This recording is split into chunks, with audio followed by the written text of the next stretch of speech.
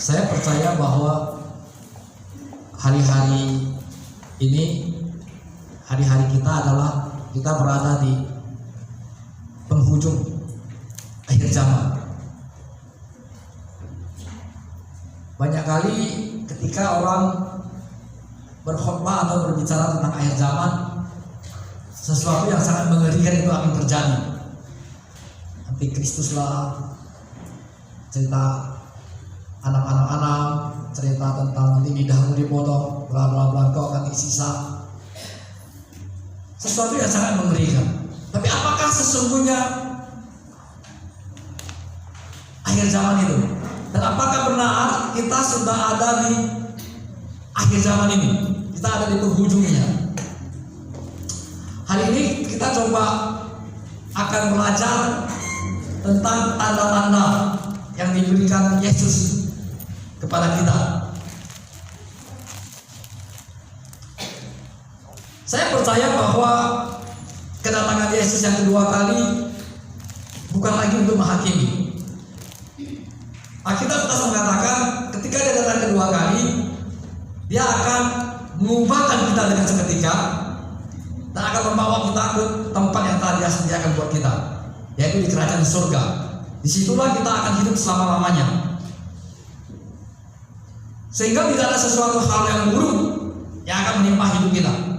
Tapi selama kita masih di dunia ini, menjelang kedatangan Tuhan yang kedua kali, apa sih tanda-tandanya dan apa sih yang dipersiapkan Tuhan buat kita? Mari kita coba mempelajari ketika Yesus mengajar tentang akhir zaman di Lukas 21. Mari coba kita baca ayat 7 dan 8 dulu.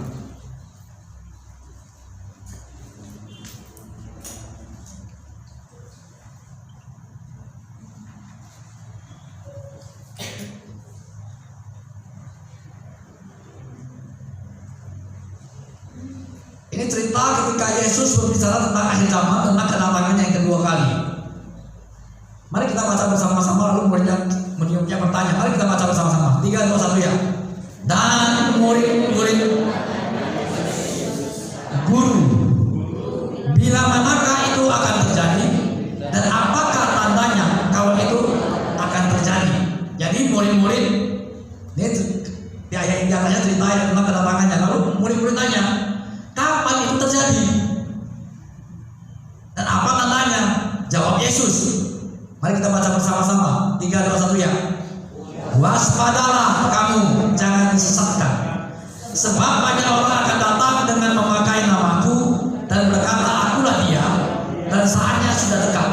Jangan kamu mengikuti mereka.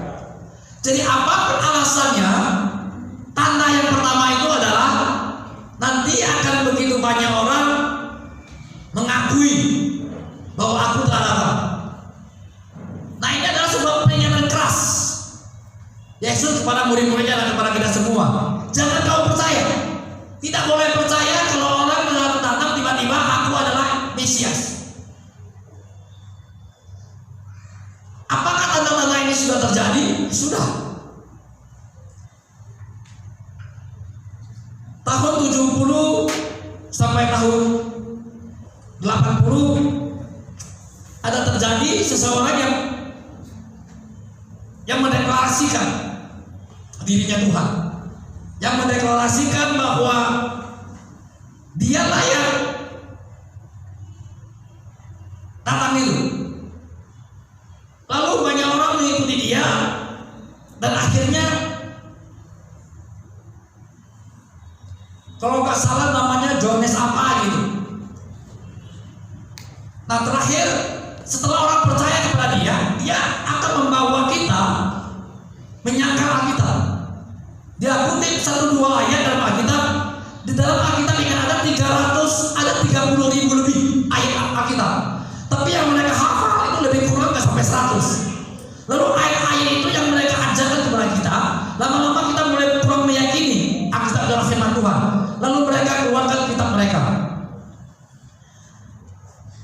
Nah, cerita itu di tahun kira-kira tahun 70-an 70-an sampai 80 ada 614 yang dia pimpin orang lain itu bunuh diri. diri massal, termasuk dia. Dan 614 orang mati minum racun bunuh massal. 213 anak-anak, 614 orang dewasa. Kenapa bisa seperti itu? Karena saya yakin bahwa dia itu Tuhan. Mereka selalu mengajarkan seperti itu. Sehingga ketika kita mempercayai satu pribadi itu adalah Tuhan, apapun yang dia katakan akan kita lakukan. Akhirnya dia memimpin pembunuhan massal. Itu tahun 70-an. Nah, kira-kira awal tahun 81-82 muncul lagi satu orang. Dia juga mendeklarasikan dia itu Tuhan. Dan banyak mengikut dia. Akhirnya juga ujung-ujungnya memimpin pembunuh diri massal dengan membakar diri. Mereka bakar diri mereka. Nah, ada 13 anak-anak dan 200 lebih orang dewasa. Di tahun 90-an sampai sekarang ini, kita perhatikan, ada begitu banyak orang yang mendeklarasikan dirinya nabi, dirinya rasul. Kalau kita perhatikan saksi Jehovah contohnya, kalau berdebat masalah takdir di luar kepala dia, tapi tidak lebih dari 100 ayat di luar kepala mereka itu. Mereka tidak mau baca ayat-ayat bawah, yang penting coba satu ayat.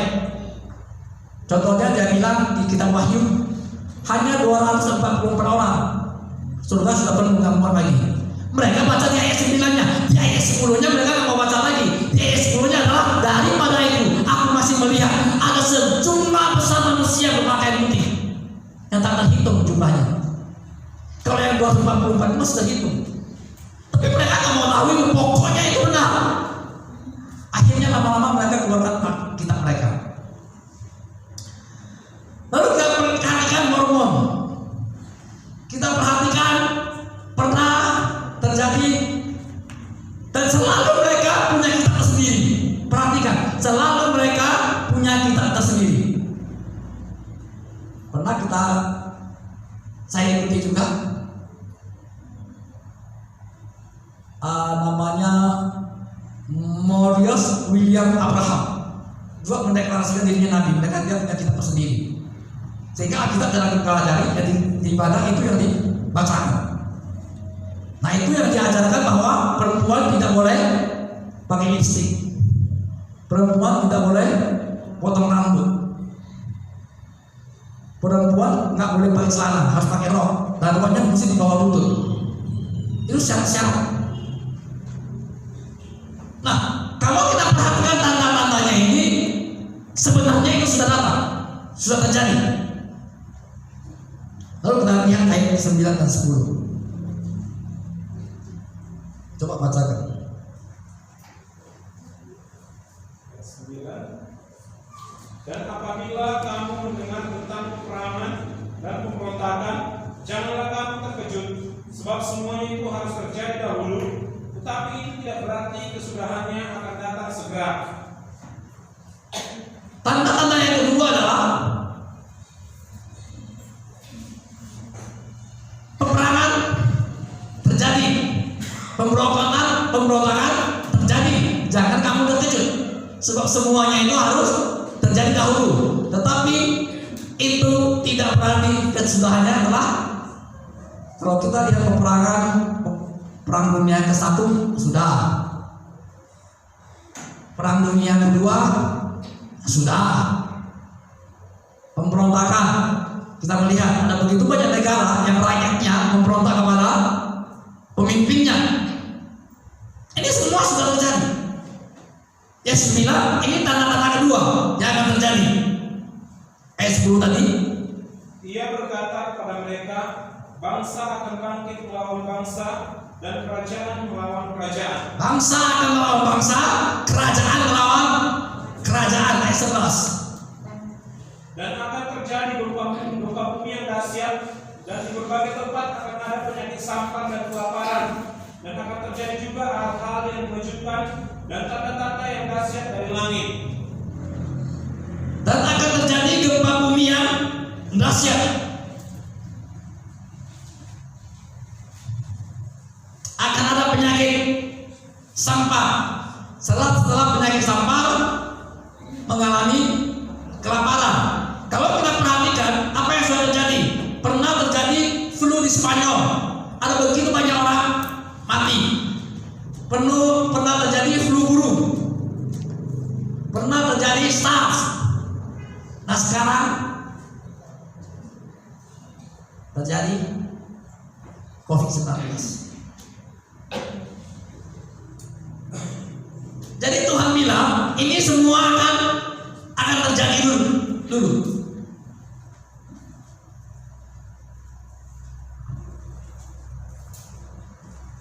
Coba kita masuk ke ayat 12-nya. Tadi perhatikan ya tanda-tandanya tadi itu. Tuhan bilang nanti orang murid-muridnya kan tanya. Jadi garis bawah ini dalam konteks bahwa murid-muridnya bertanya kapan itu akan datang. Lalu Yesus bilang sebelum itu terjadi ini tanda-tandanya. Oke, jadi dari ayat 7 sampai ayat 11 Yesus bicara tentang tanda-tanda kedatangan yang kedua kali, termasuk ayat 12. Tetapi sebelum semuanya itu kamu akan ditangkap dan dianiaya. Kamu akan diserahkan ke rumah-rumah ibadat dan penjara-penjara, dan kamu akan dihadapkan kepada raja-raja dan penguasa-penguasa oleh karena saya mau coba pelan-pelan kita perhatikan. Tadi pertama kali murid-muridnya bertanya, guru, kapan kedatangan kira-kira kapan kedatangan yang kedua kalinya akan terjadi? Lalu Yesus bilang tanda-tandanya ini semua kan. Lalu di ayat 12 dia stop sebentar. Dia nggak cerita lagi tanda-tandanya itu. Dia bilang begini, sebelumnya tanda-tanda semua tadi terjadi, sebelum itu terjadi, yang terjadi dulu adalah kamu akan di. Jadi sebelum peristiwa yang tadi ini semua terjadi dari ayat 7 sampai ayat 11, sebelum itu terjadi, kamu ditangkap duluan. Ingat konteksnya adalah bicara kepada muridnya bertanya, dia bilang sebelum semuanya terjadi, kamu akan ditangkap duluan. Sudah terjadi apa belum itu? Hah? Ya sudahlah, orang murid-muridnya itu ditangkap di Yerusalem. Petrus sampai di sana kembali dipenjarakan, Yakobus dipancung kepalanya. Ya sudah terjadi. Paulus menderita. Ada begitu banyak murid mati, disiksa, semua itu sudah terjadi. Jadi itu dulu yang terjadi. Baru yang tadi ayat 7 sampai karena yang ayat 7 sampai ayat 11 sebelum itu terjadi, kamu nyanyi dulu. Kamu itu siapa? Kalian ini, murid-murid ini. Jadi waktu itu mereka mengalami semua itu penyiksaan itu, penganiayaan itu. Sampai awalnya Paulus juga ikut menganiaya, ya kan ceritanya. Jadi dengan kata lain, murid-murid tidak melihat peristiwa-peristiwa itu. Peristiwa yang dari ayat 7 sampai ayat 11, para murid tidak mengalaminya. Karena sebelum itu terjadi, mereka ditangkap duluan, mereka disiksa. Nah, setelah itu barulah terjadi. Jadi kalau kita tanya sekarang itu semua sudah terjadi belum? Sudah.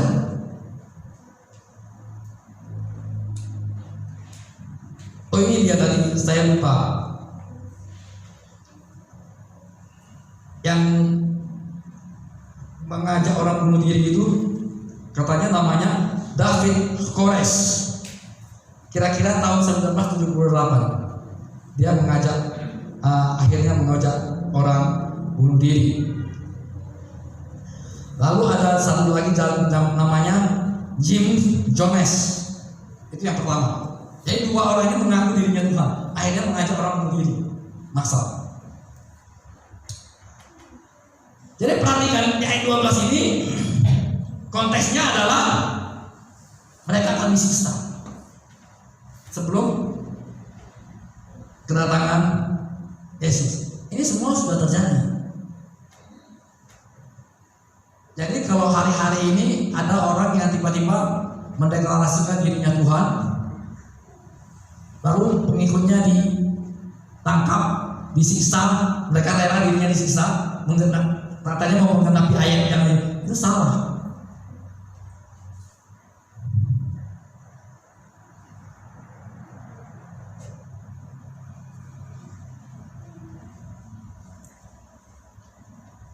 Ayat 24. Jadi ayat ingat 7 sampai 11 itu bicara tentang tanda-tanda. Ayat sebenarnya ayat 12 itu mulai bukan berbicara tentang mereka, dan mereka akan tewas di mata pedang dan dibawa sebagai tawanan segala bangsa di Yerusalem akan diinjak-injak dan oleh bangsa-bangsa tidak mengenal Allah sampai genap ancaman masa itu. Jadi kalau kita baca dari ayat 12 sampai ayat 24 itu bicara tentang sebelum peristiwa yang ayat 7 sampai ayat 11 terjadi. Kita nggak tahu waktu untuk bacanya itu. Tapi ayat 12 tadi sampai ayat 24 dikatakan mereka akan tewas oleh pedang. Kita lihat Yakobus tewas kena pedang, dipancung. Dan saya percaya pada masa itu ada begitu banyak murid Yesus yang mati kena pedang. Karena memang sebelum tanda-tanda itu terjadi mereka mati duluan. Mereka disiksa dianiaya duluan.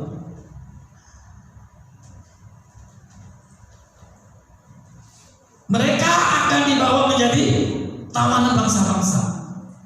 Jadi kira-kira tahun 70 dan 80 Masehi itu setelah masa penganiayaan terjadi yang luar biasa, mereka ditawan.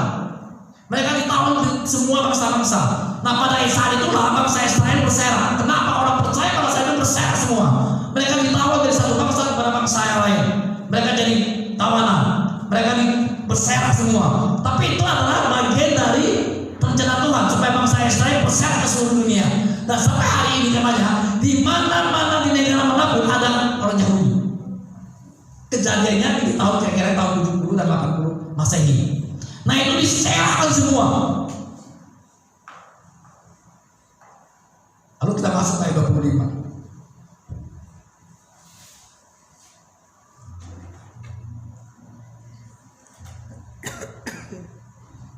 Coba baca ayat 25 mulai. Dan akan ada tanda-tanda pada matahari dan bulan dan bintang-bintang, dan di bumi bangsa-bangsa akan takut dan bingung menghadapi deru dan gelora laut.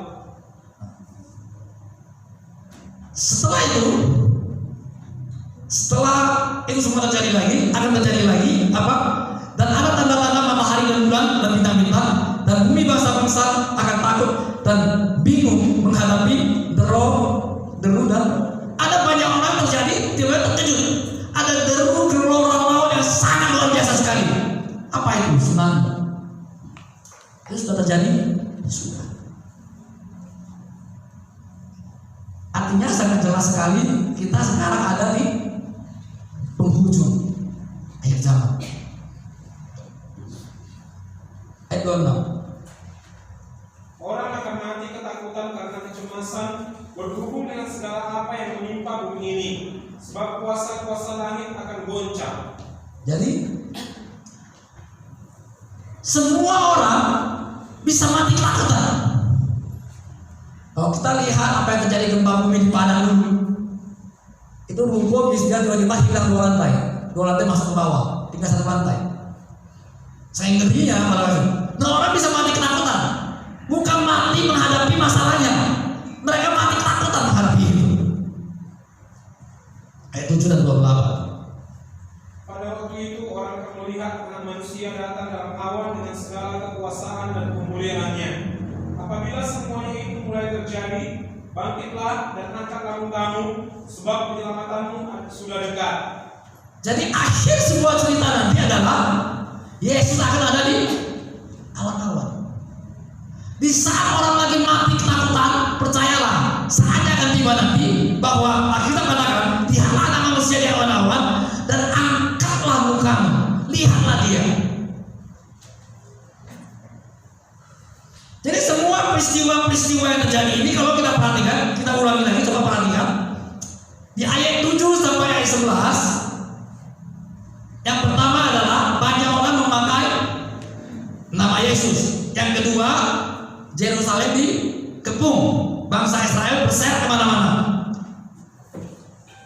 Yang keempat adalah kesesakan yang dahsyat, terjadi pembunuhan massal. Lalu kalau kita baca setelah itu kan berhenti, Yesus cerita tentang penderitaan murid-muridnya. Itu dari ayat 12 sampai ayat 23. Nah, ayat 24 sampai ayat 33 itu bicara tentang ada gelora laut, ada kuasa langit tergoncang, ada manusia di awan-awan. Jadi kalau kita perhatikan ayat 11 sama ayat 7 sama ayat 24 sampai ayat 33, tanda-tandanya hampir sama. Hanya break sebentar tentang penderitaan Yesus. Nah, jadi kalau kita perhatikan cerita ini, kita perhatikan apa yang dimaksudkan Yesus, kita sekarang ada di akhir zaman. Nah, masalahnya adalah sering gereja ketika kita bicara akhir zaman, kita bicaranya salah, kita bicaranya tentang antikris lah, kita bicara tentang Yesus lah. Padahal di Alkitab Yesus mengatakan bahwa akan terjadi goncangan yang sangat luar biasa. Bahkan langit pun akan tergoncang. Saya percaya chip itu gak ada gunanya kalau langit tergoncang. Seandainya satelit itu berubah, seandainya satelit hancur di luar angkasa sana, saya percaya chip juga gak ada gunanya. Karena tanpa ada satelit yang di luar angkasa sana, chip itu gak ada gunanya. ATM gak ada gunanya. Bank collect semua. Untuk apa chip itu? Jadi kita tidak melihat kuasa Tuhan yang begitu luar biasa. Kita justru mulai mendeklarasikan, menyatakan kuasa setan. Kita bicara chip lah, kita bicara alam lah, kita bicara macam-macam terakhir zaman. Tapi percayalah, apapun peristiwa yang terjadi di muka bumi itu semua dalam kendali Tuhan. Jadi kalau kita perhatikan semua peristiwa-peristiwa itu dalam kendali Tuhan semua. Mulai dari tahun 70 sampai 80 Masehi itu semua terjadi. Bagaimana bangsa Israel itu jadi orang jadi tawanan, bikin diserang di seluruh dunia. Sampai kapan? Sampai datang seorang Inggris. Jadi waktu bangsa Israel ditawan tahun 70-an itu sampai tahun 80-an itu bangsa Israel dijajah oleh Roma. Kapan mereka dibebaskan? Ini cerita dalam sebuah sejarah bangsa Israel. Jadi ketika mereka dijajah, ada seorang jenderal dari Inggris namanya Allenby. Dia orang percaya. Dia percaya bahwa semua peristiwa ini tertulis dalam Alkitab. Dan dia percaya satu saat nanti bangsa Israel akan dibebaskan oleh seseorang. Nah, seseorang ini ternyata dia pernah dengar dari mamanya cerita bangsa Israel itu. Lalu dia mendeklarasikan dirinya ke Tuhan. Singkat cerita, Allenby dipakai oleh Tuhan. Dalam cerita sejarah itu bukan cerita kita, cerita sejarah. Tapi kalau kita kaitkan dengan kata Yesus itu jadi benar. Lalu dia naik kuda, mereka naik kuda, pas waktu zaman itu naik kuda, mau membebaskan Israel. Ketika mau sampai ke Yerusalem, dia turun dari kudanya, dia berjalan kaki. Prajuritnya bertanya, kenapa jenderal jalan kaki? Dia bilang, Yesus ketika masuk Yerusalem naik keledai, bukan naik kuda. Dan aku tidak layak naik kuda, sedangkan dia aja naik keledai. Kalau dia naik keledai, saya rasanya lebih pantas jalan kaki. Singkat cerita, jenderal Allenby berhasil merebut Yerusalem, mengembalikan Yerusalem kepada tempatnya. Lalu setelah dia berhasil katanya, dia undang semua orang yang pernah berserak-serak, bangsa Israel berserak-serak, dia undang supaya kembali masuk ke Yerusalem. Tapi sayang, semua mereka itu tidak mau datang ke Israel. Kenapa? Karena mereka sudah puas, mereka telah berhasil di negara-negara di luar Israel. Maka kita sekarang di Amerika banyak orang Israel, semua berhasil. semua tanda-tanda yang sudah terjadi. Semua peristiwa itu semua terjadi. Jadi peristiwa ini yang dalam Alkitab tentang akhir zaman ini, itu semua sudah terjadi. Nah, masalahnya bagaimana dengan kita, orang yang di akhir zaman ini?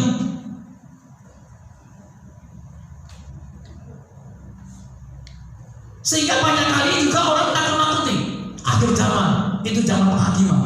Nggak ada. Yang saya tahu adalah dalam kitab Yesaya 54 ayat 9 mengatakan, aku bersumpah tidak akan menghukum bumi lagi. Sebenarnya Tuhan tidak perlu bersumpah, betul nggak? Apa perlunya Tuhan sampai bersumpah? Tapi saking dia ingin meyakinkan kita, dia ingin meyakinkan umat manusia, dia tidak menghakiminya. Maka Alkitab berkata, aku datang bukan untuk menghakimi dunia, aku datang untuk menyelamatkan dunia. Jadi kalau ada orang bilang akhir zaman penghakiman Tuhan telah tiba, itu pasti salah. Kalau engkau meyakini itu, maka itu akan terjadi dalam hidup. Kita pengkhotbah mengatakan, seperti orang yang berpikir dalam hatinya, demikianlah ia. Dengan kata lain, engkau akan jadi seperti apa yang kamu yakini. Kalau kamu meyakini bahwa akhir zaman ada penghakiman, ya kamu nikmati dan penghakiman Tuhan. Karena engkau yang meminta. Dengan kata lain, engkau yang meminta. Ketika bangsa Israel mengatakan, kami lebih baik mati, di pasal berikutnya Tuhan bilang, aku akan melakukan seperti apa yang mereka katakan. Akhirnya bangsa Israel pada banyak yang mati pada masa itu. Kenapa? Karena engkau yang meminta. Tapi dari pihak Tuhan sendiri, dia sudah berjanji, bahkan dia bersumpah tidak akan menghakimi bumi. Tapi kalau kamu melihat film-film, itulah film. Oh, bagaimana akhir zaman nanti Tuhan menghakimi bumi.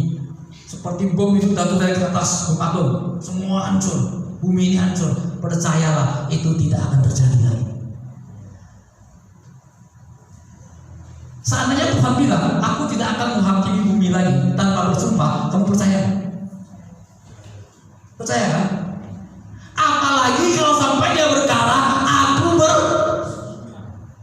karena dia tahu, kalian pasti nggak percaya nanti. Karena banyak pengajar-pengajar sesat akan datang mengajari kamu bahwa Tuhan datang kedua kali untuk menghakimi bumi. Tuhan datang kedua kali untuk membawa kita ke surga, bukan menghakimi bumi. Itu yang kamu yakini. Tapi bolehkah kami meyakini yang berbeda? Boleh. Kalau kamu mau yakini kok, apa yang kamu yakini akan terjadi dalam hidup. Jadilah seperti yang kamu yakini. Tapi aku pribadi, aku tidak mau meyakini. Aku meyakini bahwa Yesus datang kedua kali membawa saya ke surga, hidup selama-lamanya bersama dengan Dia. Itu yang meyakini, dan itu akan terjadi dalam kehidupan saya.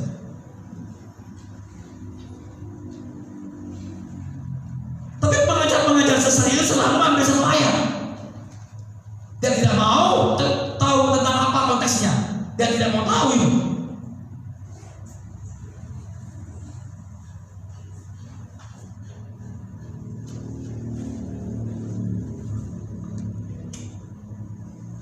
Lalu seandainya itu terjadi lagi lebih dahsyat, seperti saya katakan,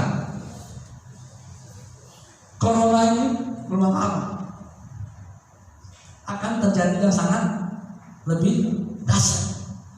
Sampai istilah dalam Alkitab tadi mengatakan orang akan mati ketakutan. Nah, pada saat itulah, kalau itu terjadi, Tuhan akan bilang, aku akan membuat perbedaan antara orang yang menyembah aku dengan orang yang tidak menyembah aku, orang fasik dan orang benar. Pada saat itu akan terjadi apa yang dipersiapkan Tuhan. Kalau kita lihat Mazmur,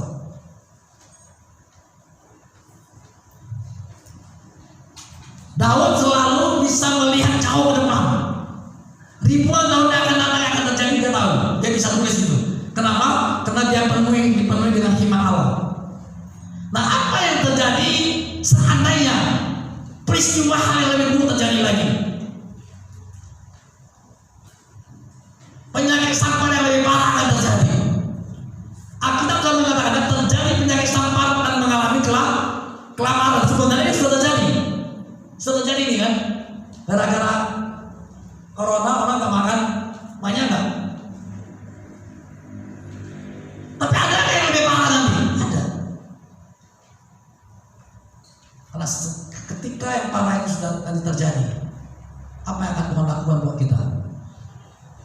Mazmur 65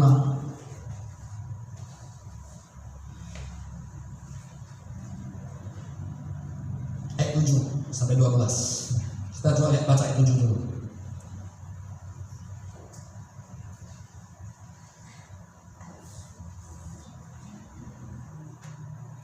Engkau yang meredakan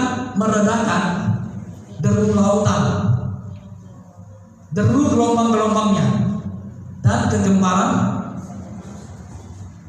Yesus bilang akan terjadi hal yang sangat luar biasa. Tapi bagi kita orang percaya, Tuhan akan menghentikan itu.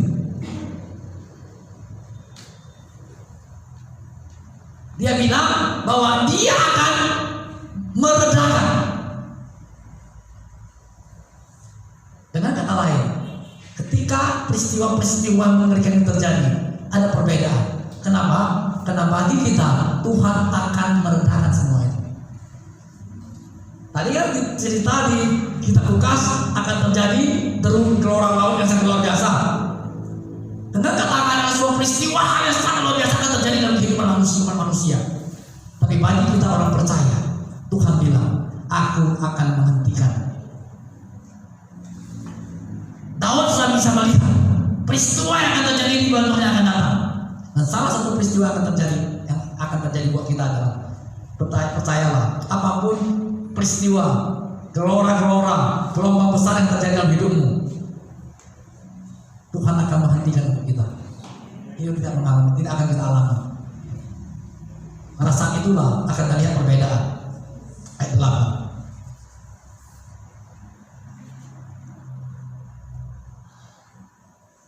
Orang yang diam di ujung-ujung bumi takut kepada tanda-tanda mujizatmu. Jadi saat orang baru ketakutan, ternyata luar biasa mujizatnya. Lewat apa? Lewat mujizat yang terjadi dalam kehidupan orang-orang percaya. Tempat terbitnya pagi dan petang, kau buat mau pagi mau petang, kita justru bersorak-sorai. Orang boleh mengalami gelora, orang boleh mengalami gelombang yang sangat luar biasa sekali. Tapi justru kita, Tuhan akan redakan dan kita akan bersorak-sorai. Daud mengatakan, 1.000 boleh runtuh di sebelah kirimu, 10.000 boleh roboh di sebelah kananmu, tapi itu tidak akan menimpa engkau. Kapan itu terjadi? Akhir zaman ini.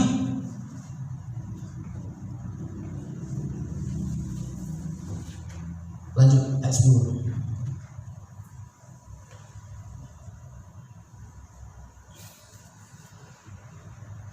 Engkau mengairi alur wajahnya, engkau membasahi gumpalan-gumpalan tanahnya dengan irus hujan, engkau menggempurkannya, engkau memberkati tumbuhannya.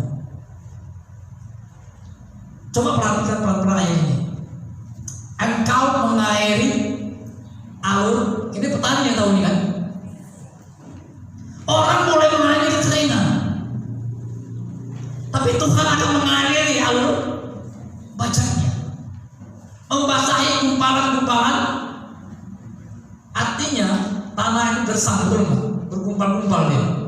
Tapi bagi kita sebagai orang percaya, Tuhan akan menggemburkannya.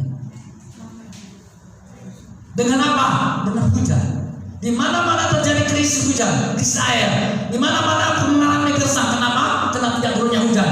Tapi sebagai orang percaya, Tuhan akan membuat perbedaan. Kalau semua peristiwa ini terjadi nanti, percayalah, saya rasa itu benar-benar sudah diambang pintu.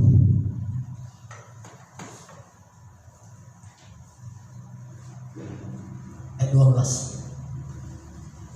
Lanjut setelah ini.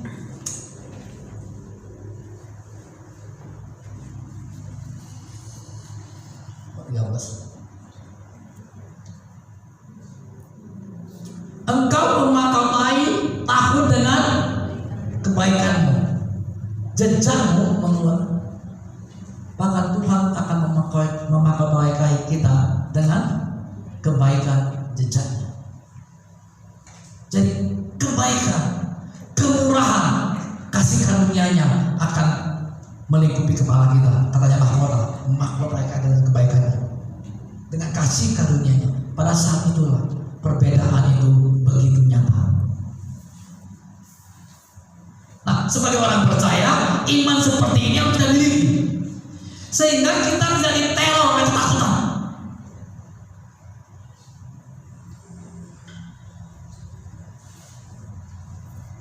Oh, nanti kalau akhir zaman kamu nggak semakin kudus, hati-hati, lidahmu kena potong, engkau dianiaya, penghakiman datang. Justru Tuhan akan meredakan semua itu buat kita. Apa kalau semua orang? Saya rasa enggak. Kenapa? Karena Alkitab telah menubuatkan bahwa Dia akan membuat perbedaan.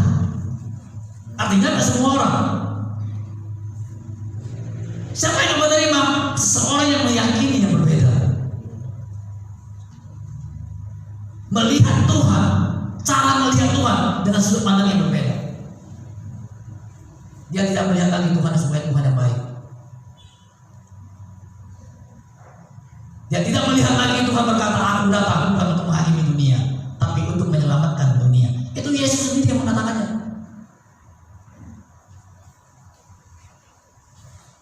Kok tiba-tiba ada orang datang mengatakan Yesus datang kedua ini menghakimi dunia? Enggak ada. Yesus datang untuk kedua kali membawa kita ke surga. Kalau kita masih hidup. Tapi sebelum kedatangannya, semua peristiwa buruk itu akan terjadi. Tapi percayalah, semua peristiwa buruk itu tidak akan menimpa kita. Kenapa? Karena Dia akan menghentikannya buat kita.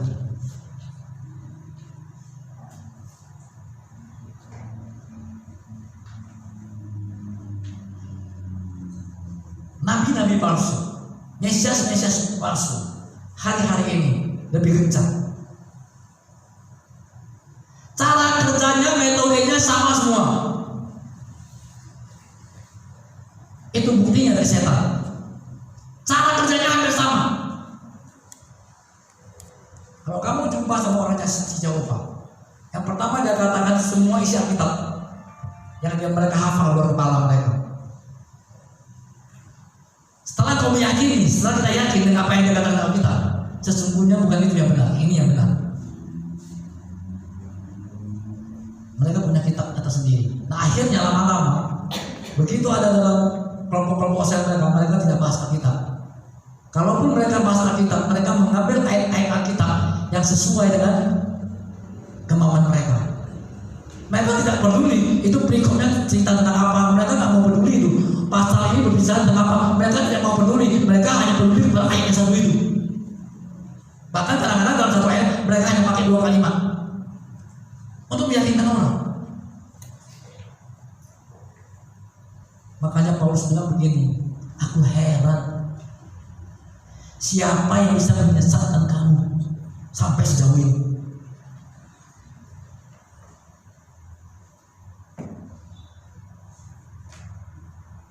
Justru akhir zaman yang perlu kita hati-hati adalah itu, yang seperti itu.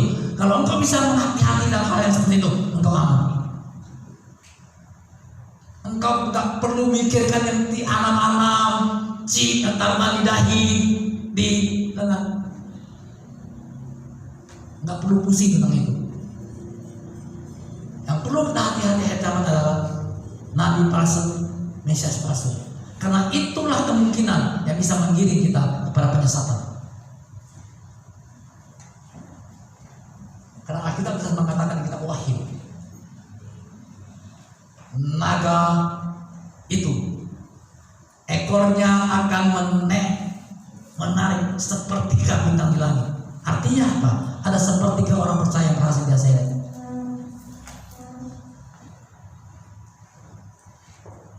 Kepalanya bertanduk 7 dalam kitab Wahyu kan? Ekornya menarik seperti bintang di kepala ekor. Dalam kitab Yesaya dibukakan apa? Kepala adalah nabi yang mengajarkan dusta.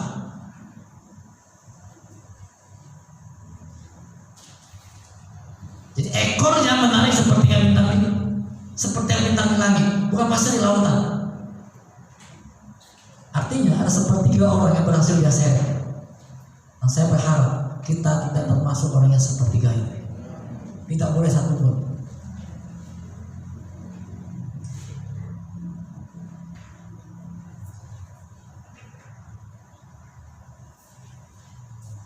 Cara mereka apa tuh gampang, sama semuanya itu. Ketika mereka ya salah, asalnya pendeta saya nggak mengajarkan seperti itu. Saya tahu apa jawaban mereka. Jawaban mereka begini: saat akan tiba, engkau nggak perlu diajarkan oleh manusia. Betul? Kita nggak perlu diajarkan oleh manusia. Lalu mereka dapat dari siapa? Emangnya mereka dapat dari malaikat pengajaran itu? Ingat, semuanya adalah tipu muslihat. Mereka kutip sebuah ayat dalam kitab Alkitab, engkau tidak perlu diajari manusia. Saya setuju itu. Tapi ingat, pewahyuan datang dari Tuhan itu tidak pernah bertentangan dengan Alkitab. Selalu ada sumbernya, bisa diuji dalam Alkitab. Jadi akhir zaman nanti yang paling berbahaya cuma satu: nabi palsu dan mesias palsu. Itu yang perlu kita waspadai. Kalau masalah yang penganiayaan segala macam, percayalah, engkau bisa mengalami penganiayaan itu kalau engkau ikut nabi palsu itu. Engkau bisa mengalami penganiayaan itu atau mengikuti mesias palsu itu.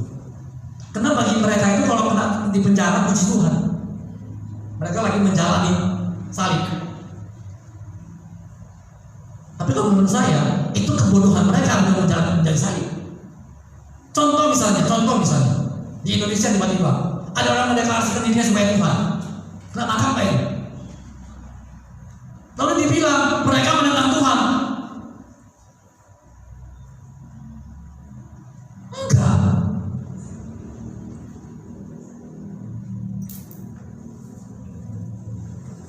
Itu pasti ditangkap. Jangankan mendeklarasikan diri jadi Tuhan, mendeklarasikan jadi raja saja sudah banyak yang tangkap kan? Baru tahun ini aja. Dalam tahun ini saja sudah berapa banyak yang ditangkap hanya gara-gara mendeklarasikan dirinya menjadi raja. Apalagi kamu mendeklarasikan jadi Tuhan. Kalau diizinkan oleh pemerintah, engkau pasti dilempari batu sampai mati. Lalu kamu bilang kamu menjalani salib. Imanmu itu konyol.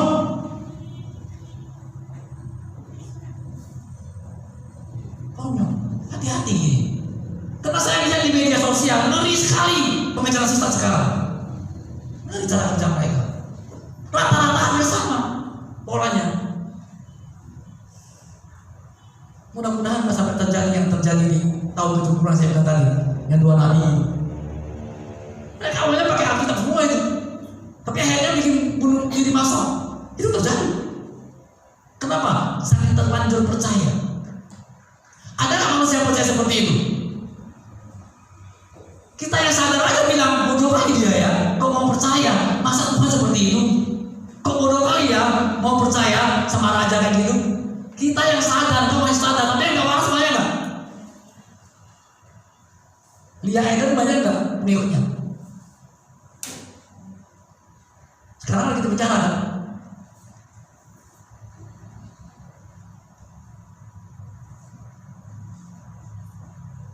Lia Eden itu baru mendeklarasikan sebagai nabi setelah Nabi Muhammad, ya kan?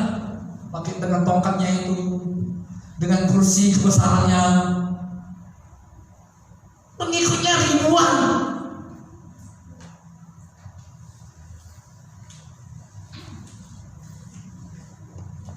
Kita bilang mereka Kristen banyak enggak? Banyak yang kayak gitu. Kita kadang-kadang pikir kita ketawain mereka, kita belum kenal. Kenapa? Karena kita waras. Pertama kita nggak waras ketika kita nggak pernah baca Alkitab. Kita tertipu oleh mereka, ambil 1-2 ayat, lalu mereka bilang sumbernya dari Alkitab. Mereka pernah nggak menerima kita itu dari satu kerja? Misalnya Lukas 21, semua satu pasal itu cuma dibacain coba, nggak pernah.